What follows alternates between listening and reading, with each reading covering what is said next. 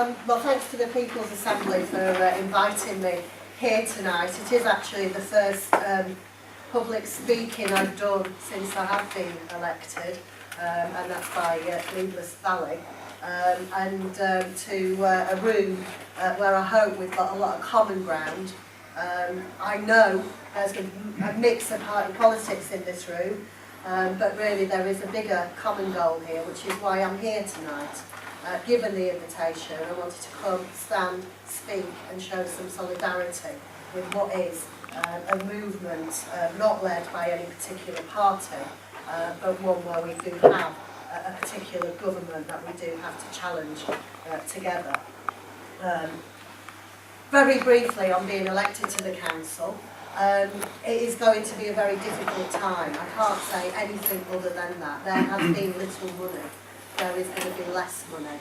I haven't got into the whole nitty-gritty of all of that yet. There is a lot that I need to obviously get up to speed with. But I didn't stand to be elected for the council because of any kind of title or regalia or anything like that. I did it because of what I see happening in Sheffield and feeling that I want to stand up and actually say something about it. And in a way, that's what we can all do through this movement and any other organisations that we are involved with. I am obviously a Labour Party councillor and a Labour Party member, and I count myself amongst those who have spoken out and do not accept this anti-austerity regime that this current government is going to enforce on us. And I stand with those who are indeed crying out, particularly during our leadership election, that we have somebody, and I'm quoting here from a letter you may have read, we want somebody, a leader who is going to challenge the agenda of cuts, a leader that's going to take on the vested interests of big business, and also, importantly, set out an alternative to austerity.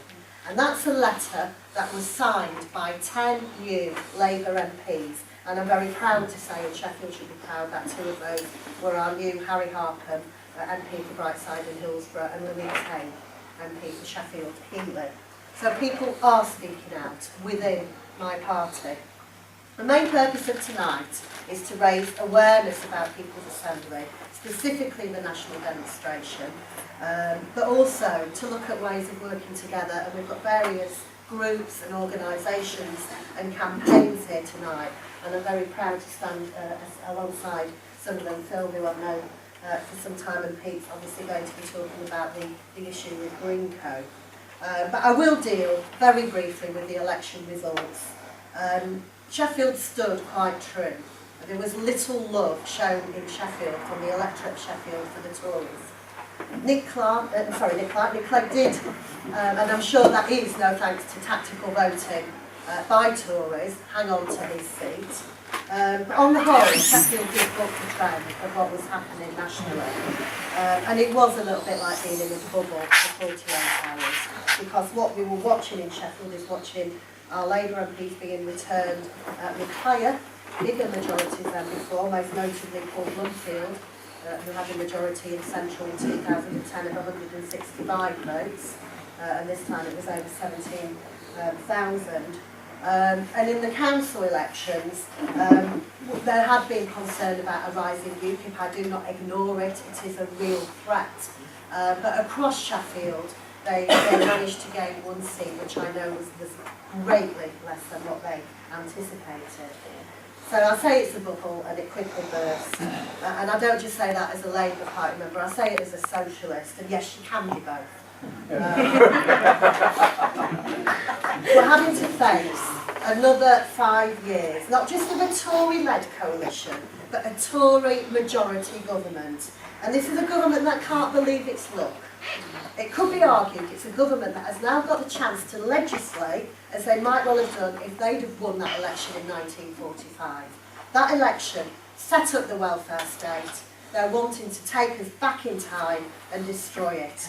And doing so in the most dishonest way, under this falsehood that those who have the least, those who are the most vulnerable, are those who should be blamed and pay the price. And we have to take that all on a background on the fact that we are the 6th richest economy in the world. Now, I know some of you will think, well, the Labour government, you still adopted policies that would have cut austerity light. And the debate about why people in Sheffield still heavily voted Labour and the rest of the country didn't, that debate goes on and it goes into the leadership. Were we too right-wing? Were we too left-wing? Did we have aspiration?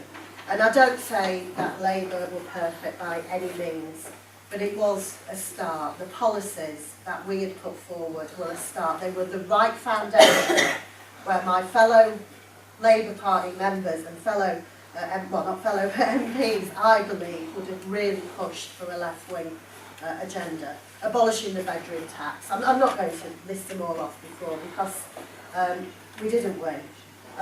But we wouldn't have been threatening to abolish the Human Rights Act. We wouldn't have been putting forward legislation that would limit the powers of trade unions. We did promise investigations into blacklisting. We promised release of all the papers on the Shrewsbury 24.